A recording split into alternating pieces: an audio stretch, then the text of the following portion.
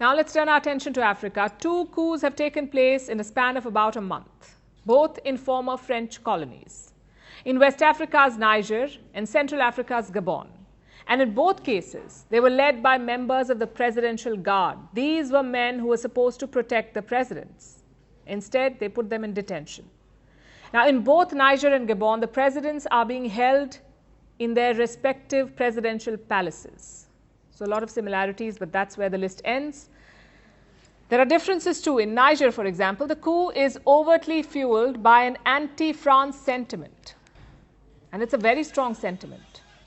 The new junta are relying on it for popular support. They hope to draw legitimacy from this anti-France sentiment. So every other day, there's a new salvo fired at the French. First, Paris was asked to recall its ambassador. Then the junta targeted French troops. France has a permanent troop presence in Niger. The junta told them to remove the soldiers, to take the French soldiers away. France ignored both the demands. Paris says it does not recognize Niger's new junta. It says Mohamed Bazoum is Niger's rightful leader. He's the ousted president, Mohamed Bazoum. Even in detention, he refuses to step down, and the French president, Emmanuel Macron, has showered praise on him. Macron says he speaks to Bazoum every day. And all this has incensed Niger's military. The government of the Republic of Niger has followed with dismay the remarks made by the President of the French Republic during his address to the French ambassadors. These remarks constitute a further blatant interference in Niger's internal affairs. So France has become an unwanted guest, one that refuses to leave. And this is the line taken by Niger's junta and their supporters. And there are thousands of these supporters. They back the new military leaders. They're targeting France. They've surrounded the French military base near Niger's capital. The city is called Niamey. There's a French base near it. It houses some 1,500 French troops. The coup supporters want them out. For days now, the people of Niger have been protesting here. Tens of thousands have surrounded the French base. They're demonstrating peacefully and creatively. They've been displaying coffins bearing the French flag. It signifies the death of French influence in Niger. Women have been using cooking utensils to demand that the French leave. They defy our governments, they defy our laws, and they, who call themselves Democrats, do not respect democracy. That's why we women thought that the men insisted, they persisted. We planned to change the order of departure to bring out our utensils to come to make noise so that the message can pass. That they say that it is not the men, it is all the Nigerians who demand their departure. Stages have been set up around the base. Musicians have been performing there. People have been on a sit-in for 2 nights now. And they say they won't leave until the French are gone. France will leave. This is our home. They are going to leave whether they want to or not. If they won't leave, we are here. We are going to stay. Even if it's 100 years, we're going to stay here. We are determined and France will leave. The French were forced to leave Mali and Burkina Faso too. 2 other West African nations that have also seen coups in recent years. But in Niger, Paris is resisting. It has threatened to retaliate in case of violence and is hoping that somehow the coup will be reversed, perhaps with intervention from the West African bloc called ECOWAS. That's the Economic Community of West African States. The acronym is ECOWAS, ECOWAS. And while all of this is happening in Niger, there is relative calm in Gabon. Gabon too was a French colony, and it also houses a permanent French military force. But so far, the anti-French rhetoric in Gabon has been subdued. Instead, the anger is focused on the Bongo family, the family that has ruled Gabon for about 55 years. President Ali Bongo has been ousted and is in detention. His son, Noureddin Bongo Valentin, has also been arrested. Their loyalists are also being imprisoned. Meanwhile, this happened today.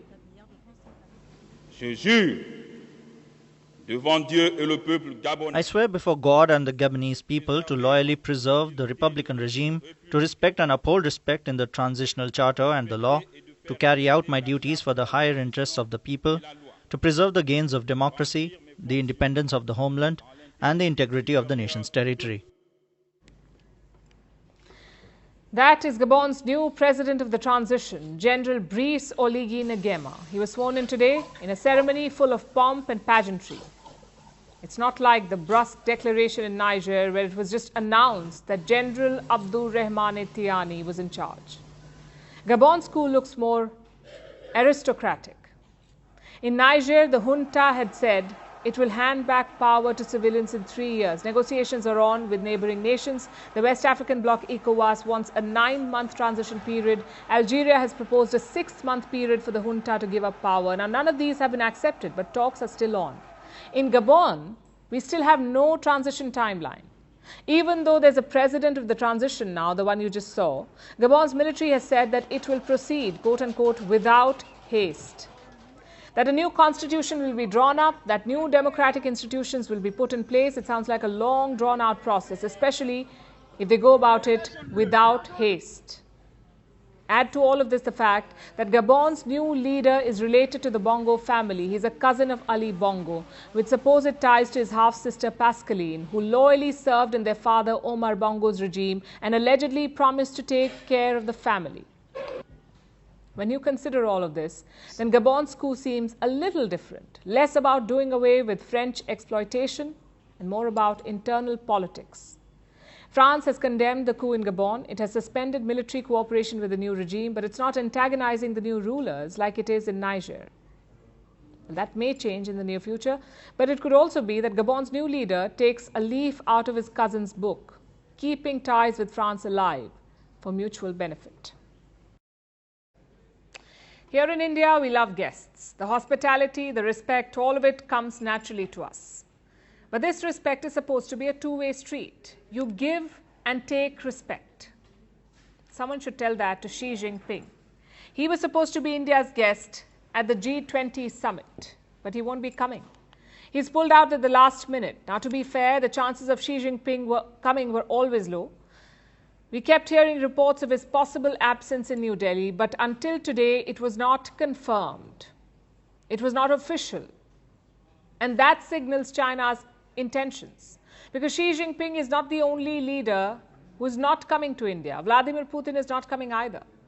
But look at how Putin handled his absence. He called up Prime Minister Modi last Monday. He personally informed Modi about his decision. Compare that to Xi Jinping. He let the rumor spread. He allowed the speculation to grow, and just 5 days before the summit, he makes it official. No explanation, no phone call to the host country, just a statement during China's regular briefing. At the invitation of the Government of the Republic of India, Premier of the State Council Li Qiang will attend the 18th G20 summit held in New Delhi of India on September 9 and 10. So Xi Jinping won't come. Instead, his number 2, the Chinese premier, will attend. Why could that be? Let's look at the backdrop of this G20 summit. It is being hosted by India, arguably China's biggest regional rival. The last 1 month has been very different for India and China. India landed a spacecraft on the moon. India is also the fastest growing major economy in the world. So the whole world was cheering us on. And China? The exact opposite. Their economy is slowing down. Every day there is talk of a debt bubble bursting. Now imagine you're Xi Jinping. If you come for the G20, you give India more press coverage. Meanwhile, you end up being just one of the 20. But by not coming, you make the headlines. You snub the hosts and the West. That seems to be Xi Jinping's thinking. He was more than happy to visit South Africa for the BRICS summit. And why not? China faces no criticism within the BRICS. In fact, Xi got the biggest red carpet in Johannesburg. But in New Delhi, he won't. Chances are he will face questions and criticism. So rather than face it, Xi Jinping has chosen to skip it. And frankly, it's a missed opportunity. Because the Chinese president rarely travels abroad. So meetings like the G20 are a good chance to mingle with friends, with allies, and with rivals. US President Joe Biden was hoping for a meeting with Xi Jinping. He says he's disappointed by Xi's decision.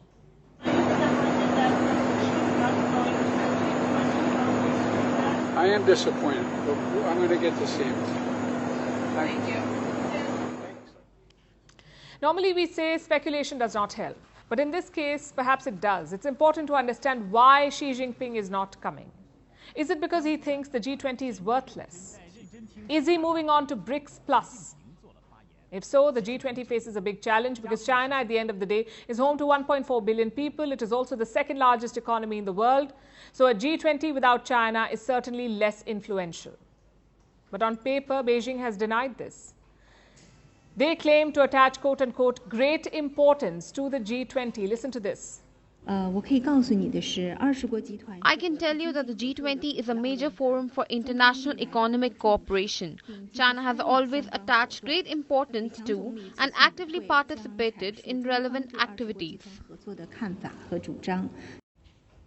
Which brings us to the second possibility, the one we mentioned at the start. His differences with India. The border dispute in Ladakh is yet to be resolved, and now there is talk of a new flashpoint, water. India and China share the Brahmaputra river system. China has 11 dams on this river. What's more, it is located upstream. Experts believe China can squeeze India's supply in case of a war. So what is New Delhi doing?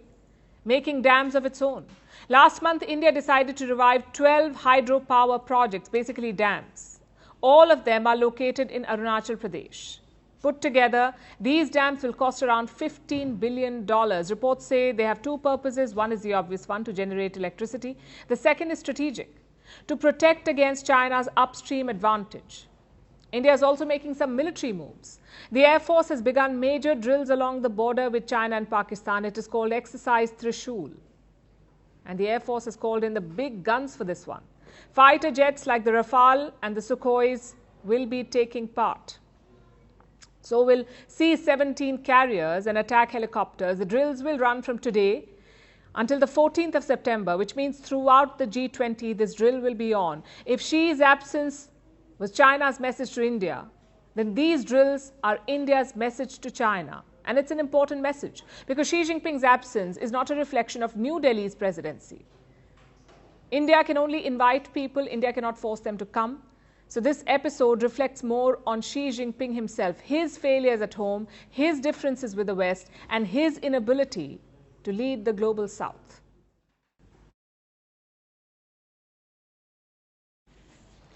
And speaking of going beyond enemy lines, here's what Turkish President Erdogan is doing. Here's where he is, at least technically. Erdogan traveled to Sochi today to meet Vladimir Putin. It's a Russian resort town on the Black Sea. There was a lot of speculation around this meeting. It wasn't clear when or where this meeting would happen. First, Putin was expected to visit Turkey, and that would have been huge. The Russian president meeting a NATO leader inside NATO territory. Maybe that's why the plan was dropped. But finally, they picked Sochi. Putin welcomed Erdogan with a handshake and a smile.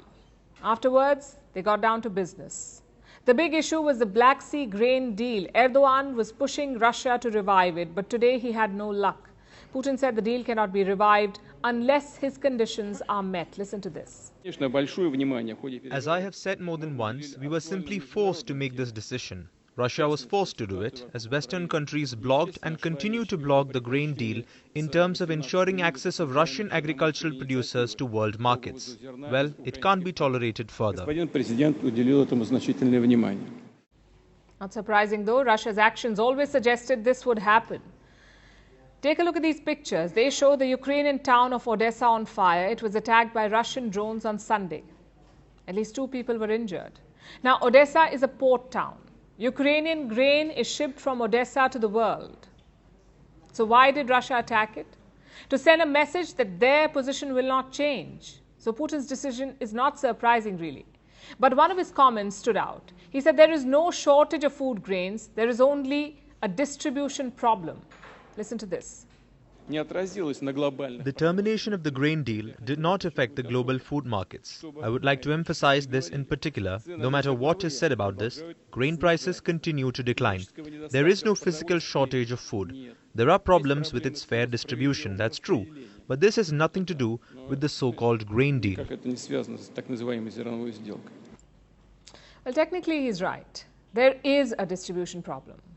But many people would say that the problem is Russia, that Putin's position is making a bad situation worse. Erdogan knew this would be the likely outcome today, but he pushed for it anyway. The Turkish president wants Ukraine to soften its stance, to strike a deal. In this context, we prepared a package containing new suggestions in consultation with the United Nations. I think it's possible to get results with this new process. As Turkey, we believe that we will hopefully reach a solution that will meet expectations in a short time. Especially Ukraine needs to soften its approach on the point of being able to take mutual steps with Russia. So the big headline is this: the Black Sea grain deal will not be revived. At least not today, which makes you wonder, why is this deal so important? Time for a quick recap. The Black Sea is located to the south of Ukraine. It is the only way to ship anything out of the country, out of Ukraine. But when Russia invaded, they blocked the Black Sea. They said all vessels were fair game, even commercial ones carrying food grains. This is when the United Nations and Turkey got together. They brokered a deal between Russia and Ukraine. And what did the deal say? That Ukraine could ship food grains from 3 ports. And in return, Russia got some concessions. They were allowed to sell food and fertilizers. In July 2023, this deal was up for renewal.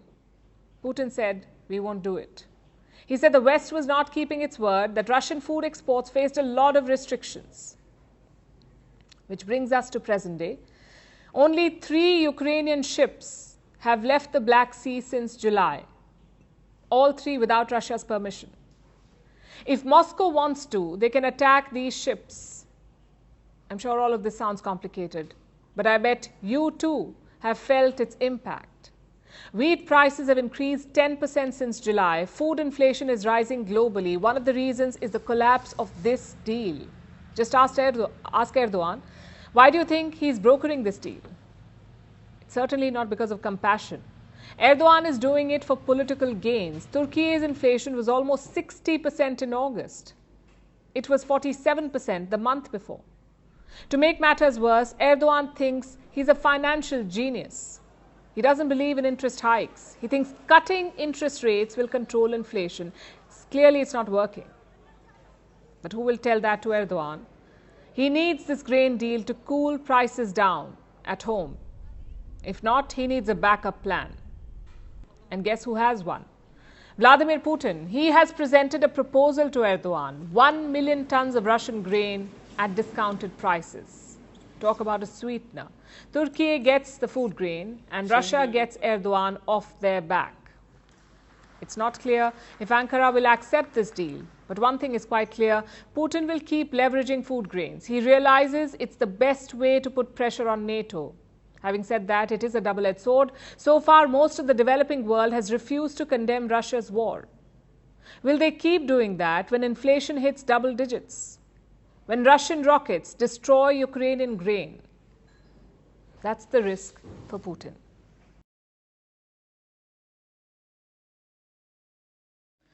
There is one more leader who's not coming, Volodymyr Zelensky, the president of Ukraine. He wanted to attend the G20 summit, but he did not get an invite. Ukraine is not a G20 member, although the war in Ukraine will feature prominently in the conversations this weekend. And just ahead of the summit, there's been a shake-up in Kiev. The defense minister has been sacked. His name is Oleksiy Reznikov. Reznikov was made defense minister in November 2021, and during the war, he emerged as an important figure. He built up support for Ukraine in the West. One of his key tasks was to lobby for powerful weapons, and he did it.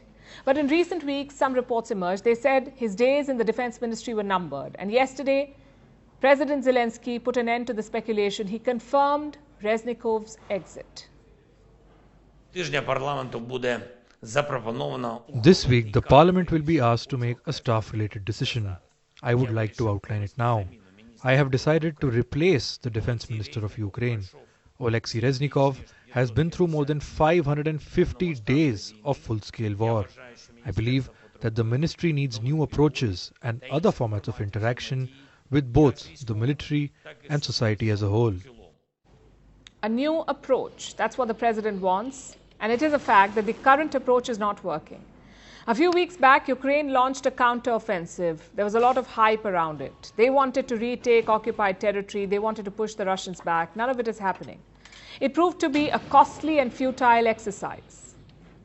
And now there's going to be a change of guard. Does that mean Ukraine will wrap up the counter-offensive? It's hard to say, but one thing is quite clear. Reznikov's exit is not just about military strategy, it is also about other things. There is more to this story. Two broad reasons behind his exit: corruption and narrative building. Now, corruption is an old issue in Ukraine, especially in the defense establishment. It is mired in graft cases. There have been serious allegations. One of the cases is about military rations. They were bought at inflated prices. And what was the value of this contract? More than $1 billion. The case came to light earlier this year, and soon it snowballed into a major controversy.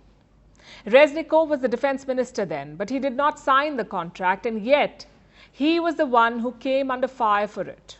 The civil society criticized him. They said the buck stops with the defense minister.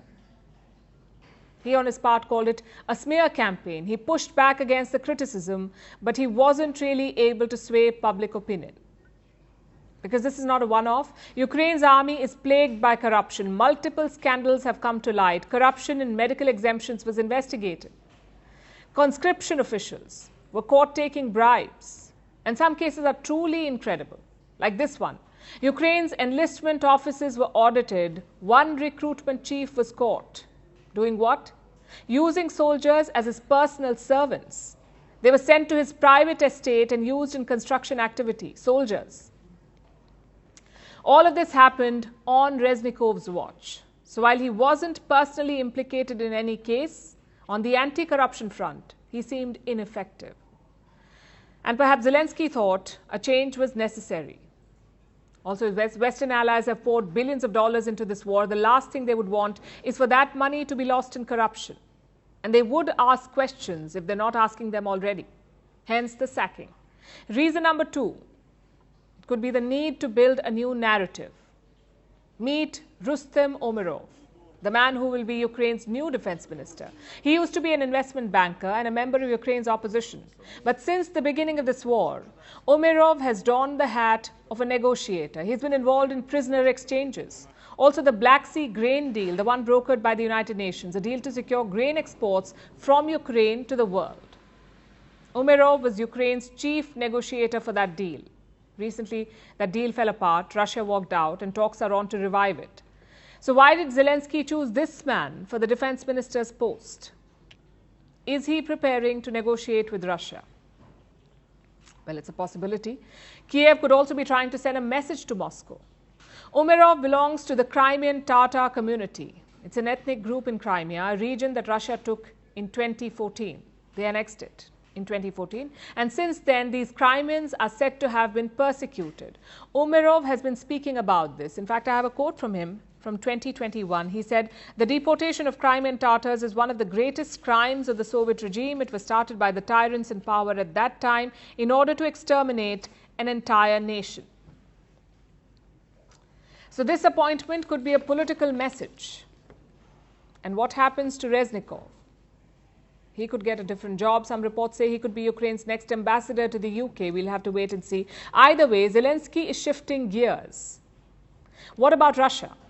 Their President Vladimir Putin is not coming to the G20 either, although he did get an invite.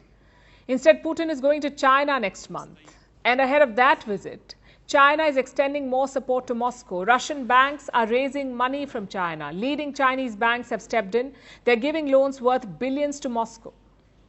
Which banks are these? Industrial and Commercial Bank of China, Bank of China, China Construction Bank, and Agricultural Bank of China. These are among China's top banks. How much is their exposure to Russian banks? Almost $10 billion now.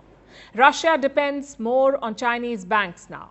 It says it does not want to trade in what it calls toxic currencies. That's the term they use, toxic currencies, like the dollar and the euro. Trade between Russia and China has also grown. Chinese exports to Russia have risen. And what are the Russians buying? Things like microchips, trench digging excavators, goods that can potentially be used by the Russian military. These are called dual-use goods. They are both civilian and military applications. This is what China is giving to Russia. And Moscow can use all the support it gets as the war takes a new turn.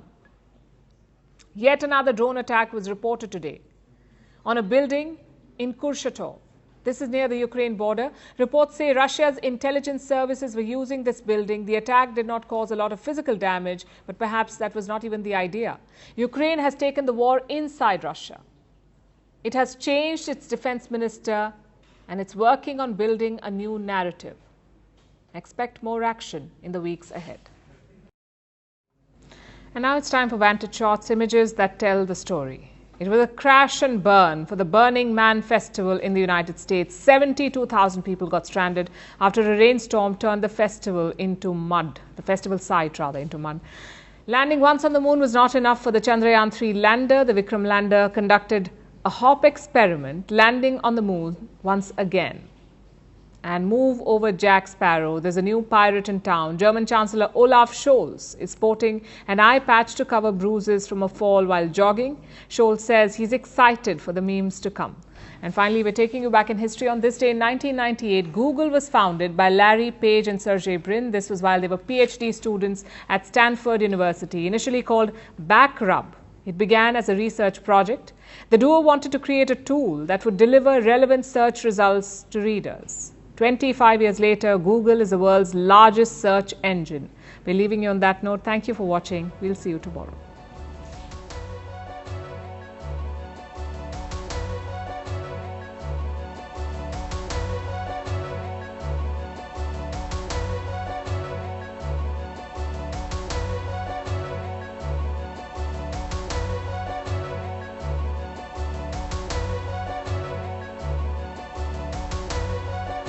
Couple